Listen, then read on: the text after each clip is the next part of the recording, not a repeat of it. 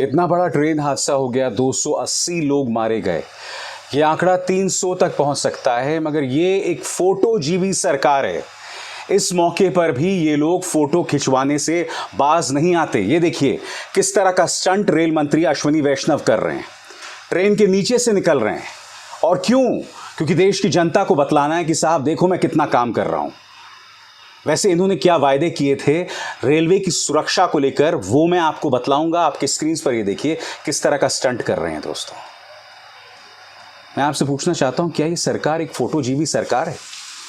हर घटना में इन्हें सिर्फ फोटो खिंचवानी आती है? यहां देखिए प्रधानमंत्री नरेंद्र मोदी जो हैं वो अमित शाह के साथ बैठे हुए हैं और यहां पर फोटो खिंचवाई जा रही है। एक वीडियो रिलीज किया गया है कि इतना बड़ा हादसा हो गया जिसमें 2 ट्रेनें आपस में टकरा गई, जिसमें 280 से ज्यादा लोग मर गए हैं। यह आंकड़ा 300 तक पहुंच सकते हैं और प्रधानमंत्री नरेंद्र मोदी के दफ्तर से यह वीडियो जारी किया गया है। क्यों मैं जानना चाहता हूं। क्या लोगों की जान की कोई कीमत नहीं है? क्या इस मौके पर भी सिर्फ फोटो खिंचवाना है, सिर्फ अपनी पब्लिसिटी करवाना है और इसके अलावा कुछ नहीं? अश्विनी वैष्णव जी, मैं आपको याद दिलाना चाहता हूं, एक बार नहीं 2 बार। सबसे पहले दोस्तों देखिए हिंदी में किस तरह से ये सज्जन कह रहे हैं कि हमने जो एक कवच सिस्टम डाला हुआ है उसके चलते कोई एक्सीडेंट नहीं हो सकता। देखिए इन्होंने क्या वादा किया था, एक नहीं दर्जनों बार ये वादा किया था और तब इस सरकार ने इसे बहुत बड़ी उपलब्धि के तौर पर पेश किया था। मगर हकीकत आपके सामने है, 20 सालों में सबसे बड़ा ट्रेन हादसा। सुनिए अश्विनी वैष्णव क्या कह रहे हैं। तो इस केस में पीछे वाली ट्रेन एक सेफ डिस्टेंस पे रहनी चाहिए। अगर बाई चांस किसी भी कारण से ट्रेन अगर नजदीक आती है तो पीछे वाली ट्रेन में तुरंत कवच उसमें स्पीड कम कर देगा और उसमें ब्रेक लगा देगा। जैसे रेड लाइट है तो रेड लाइट के पास में जैसे ही ट्रेन पहुंचे उससे पहले उस ट्रेन का कवच अपने आप उसे स्पीड को कम कर देगा, कम करके उसको रेड लाइट से पहले रोक लेगा। कोई गेट आ रहा है तो उस गेट के पास जैसे ही ट्रेन पहुंचे, बाई चांस अगर ड्राइवर ने विसल नहीं बजाई तो भी कवच उसमें ऑटोमेटिकली विसल बजा देगा। और बात यहां तक सीमित नहीं थी दोस्तों, मैं आपको याद दिलाना चाहूंगा कि तमाम धन्ना सेठों के सामने, तमाम उद्योगपतियों के सामने इन्हीं रेल मंत्री ने वादा किया था, ये जो कवच सिस्टम है उसके चलते इस देश में ट्रेन हादसे नहीं हो सकते। जो 2014 से पहले हो गया सो हो गया, अब ये नहीं होने वाला है। नतीजा, लोग तालियां बजा रहे थे, किसी ने सवाल तक नहीं किया। और आज भी जो इतना बड़ा ट्रेन हादसा हो गया है कोई सवाल नहीं पूछ रहा है, कोई कटघरे में नहीं रख रहा है। आज तमाम मंत्री जो हैं, माननीय रेल मंत्री हों, प्रधानमंत्री हों, अमित शाह हों, ये सब फोटो ही खिंचवा रहे हैं, यही बतलाने की कोशिश कर रहे हैं कि देखिए हम कितना काम कर रहे हैं। याद कीजिए CNBC के मंत्र पर, मुकेश अंबानी के न्यूज चैनल पर क्या वादा किया था रेल मंत्री ने, फिर से याद दिला दूं आपकी स्क्रीन पर। This is a test in which I personally sat in one train. Other train there was chairman of railway board. Same track, 2 trains coming at high speed, and the Kavach stops the system exactly at 400 meters automatically. Coromandel express, मैं आपको बतलाना चाहूंगा, Coromandel express जो है वो पटरी से उतरती है और फिर एक सामने से ट्रेन आ रही होती है, टकराव हो जाता है। जाहिर सी बात है सिग्नलिंग फेलियर, एक बुनियादी असफलता सामने दिखाई देती है। वैसे मैं आपको बतला दूं कि कोरामंडल एक्सप्रेस में किस तरह की अव्यवस्था होती है। पिछले 2 सालों से जो जनता कोरामंडल एक्सप्रेस में सफर कर रही है, यात्रा कर रही है, वो ये वीडियोस भेज रही है। मैं आपको बतलाना चाहूंगा, फैक्ट चेकर मोहम्मद जुबैर ने ये कई ट्वीट्स जो हैं किए हैं वीडियोस के साथ। सबसे पहले वो बतला रहे हैं, ये पहला वीडियो देखिए। Here are a few earlier tweets shared by passengers travelling in Coromandel express, look at the condition of the train. 8 second का ये वीडियो देखिए। इस वीडियो में आप देख सकते हैं खचाखच लोग भरे हुए हैं। यह हालत है कोरामंडल एक्सप्रेस की। आप अंदाजा लगा सकते हैं जब ये दुर्घटना हुई होगी तो इस तरह से ट्रेन अंदर से खचाखच भरी होगी, कोई व्यवस्था नहीं। स्लीपर क्लास जिसकी बुकिंग होती है पहले से, उसमें अनरिजर्व्ड लोग आ गए। अब ये देखिए, विक्रम किशोर बेहरा ये बता रहे हैं कि ये हालत है general coach number 12841 Coromandel express. तमाम जो जनरल पैसेंजर्स हैं वो स्लीपर क्लास में घुस गए हैं। वो खुद कह रहे हैं कि ये जो तमाम श्रमिक हैं, ये तमाम लोग अंदर घुस गए। उनके पास अपने घरों में पहुंचने का इसके अलावा कोई जरिया नहीं है। हालत देखिए दोस्तों। ये तो थे विक्रम किशोर बेहरा। अब सोमदत्त चक्रवर्ती वो बता रहे हैं कि ये एक रिजर्व कंपार्टमेंट है। कोरामंडल एक्सप्रेस शालीमार से चेन्नई जा रही है। रात को 9 बजा हुआ है। यहां पर कुछ लोग रिजर्व किया उन्होंने इस कंपार्टमेंट का, उन्हें बैठने को जगह नहीं मिल रही है। हालत देखिए दोस्तों, ये हालत देखिए आपकी स्क्रीन पर। अब देखिए, कमीलिया रॉय चौधरी ने बताया है कि स्लीपर क्लास S2 12842 और ये घटना है 3 दिसंबर 2022 की। मैं आपसे क्या कह रहा हूं, मैं आपसे के सामने कोरामंडल एक्सप्रेस की हकीकत पेश कर रहा हूं। यह हालत है कोरामंडल एक्सप्रेस के अंदर। 4 तस्वीरें देखिए दोस्तों। ना कोई सुरक्षा है, कमीलिया रॉय चौधरी कह रही हैं, ना कोई सुरक्षा है, ना कोई सिक्योरिटी है और ना कोई साफ सफाई है। 4 तस्वीरें उन्होंने यहां पर पेश की हैं, एक एक करके आपकी स्क्रीन पर आ रही हैं, देखिए।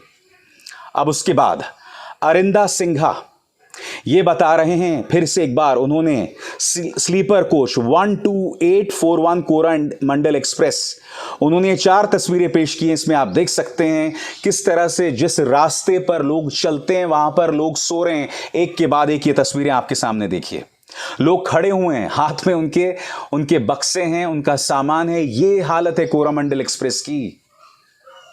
और फिर प्रधानमंत्री जाते हैं, उद्घाटन करते हैं, बड़ी बड़ी बातें करते हैं।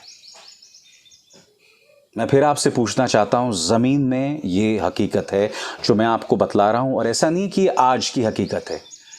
ये जो तमाम ट्वीट्स किए गए हैं तस्वीरों के साथ, ये पिछले 2 साल की हकीकत है जो सामने दिखाई दे रही है। मगर चूंकि ये सरकार एक कैमरा जीवी सरकार है, ये सरकार सिर्फ और सिर्फ पब्लिसिटी करना जानती है, और इनका मीडिया जो है, इतना बड़ा हादसा हो जाता है। कल शाम को यह हादसा हुआ था और मैं आपको अपने एक शो में दिखा चुका हूं कि किस तरह का कचरा चलाया जा रहा था। एक झूठी खबर चलाई जा रही थी, जिस खबर का नाता इस देश की जनता से, वो खबर आपको नहीं दिखाई जा रही थी। क्या दिखाया जा रहा था कि राहुल गांधी जिन्ना से कितना प्यार करते हैं, जबकि उन्होंने जिन्ना पे कोई बयान ही नहीं दिया। बहरहाल पवन खेरा का यह बयान, उन्होंने कहा है कि पिछले 20 सालों का यह सबसे बड़ा ट्रेन हादसा है और हम किसी डिबेट में शामिल नहीं होंगे। बकौल पवन खेरा, ये वो ऐसा मुद्दा नहीं है जिस पर राजनीति की जाए। वाकई काबिल तारीफ बात है। ये एक ऐसा वक्त है जब पूरे देश को साथ आना होगा, मगर ऐसा नहीं हो सकता कि विपक्ष इस बात पर सियासत ना करे और सरकारी पक्ष जो है वो सियासत करिए। याद कीजिए दोस्तों, गुजरात में मोरबी पुल हादसा होता है, उस वक्त भी कांग्रेस ने कहा था कि हम इस मुद्दे पर सियासत नहीं करेंगे, मगर इनका जो पूरा प्रचार मीडिया है वो क्या कह रहा था दोस्तों? सबसे पहले इनका प्रचार तंत्र मोरबी पुल हादसे में कह रहा था कि यह साजिश के तहत पुल तोड़ा गया है। दूसरी बात, आपको याद होगा वो तिहाड़ी पत्रकार जिसने करीब 2 हफ्ते तिहाड़ जेल में बिताए थे, उसने ये तक कह दिया था कि जो लोग मारे गए उनका दोष है। यानी कि भाजपा तो सियासत करती रहती है और उसका उसे फायदा भी होता है, मगर आपके सामने कांग्रेस ने तो कह दिया कि वो इस मुद्दे पर सियासत नहीं करेंगे, डिबेट में शामिल नहीं होंगे क्योंकि ये वक्त नहीं है। मगर मैं ये समझना चाहता हूं, ये शालीनता भाजपा क्यों नहीं सीखती? अब मैं आपके सामने कुछ और तथ्य रखना चाहता हूं जो बहुत शॉकिंग है दोस्तों। सबसे पहले ये खबर देखिए, 1.4 lakh rail safety staff post vacant in India. इसका मैं हिंदी में अनुवाद करूं तो 1,40,000 पद अभी खाली हैं भारतीय रेलवे में। और आप जानते हैं इनका नाता किस बात से है? इनका नाता जो है रेल सुरक्षा से है। मैं फिर आपसे सवाल पूछना चाहता हूं, ये एक सिग्नलिंग फेलियर है, ये जो दुर्घटना हुई है जिसमें कम से कम 300 लोग मारे गए हैं।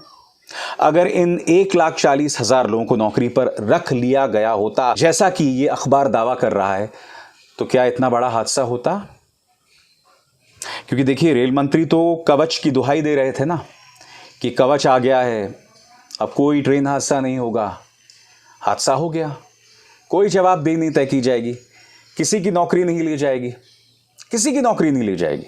और मैं दावे के साथ कह सकता हूं, इससे पहले भी हुआ था, जब एक बड़ा ट्रेन हादसा हुआ था, तब प्रधानमंत्री नरेंद्र मोदी ने कहीं जाकर कहा था कि यह आतंकवादी साजिश है और तमाम चीजें।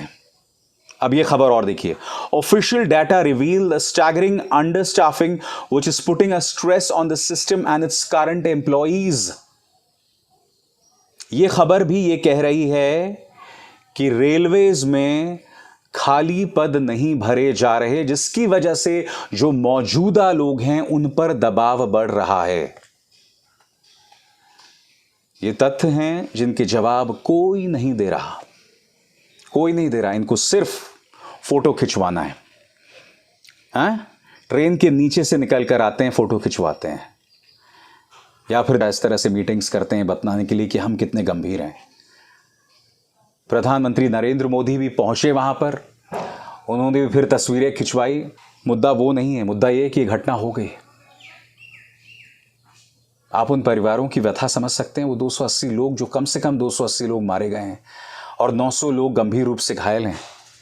ये आंकड़ा कितना बढ़ सकता है हम नहीं जानते, मगर हो सकता है कोई ऐसी लड़की हो जिसके दोनों माँ बाप मारे गए हों, कोई ऐसे बच्चे हों जिनके माँ बाप अब जिंदा ना हो, या कोई ऐसे माँ बाप हों जिनके बच्चे मारे गए हों। आप समझ सकते हैं कितना अंधकारमय भविष्य होगा उन माँ बाप के लिए कि वो अपने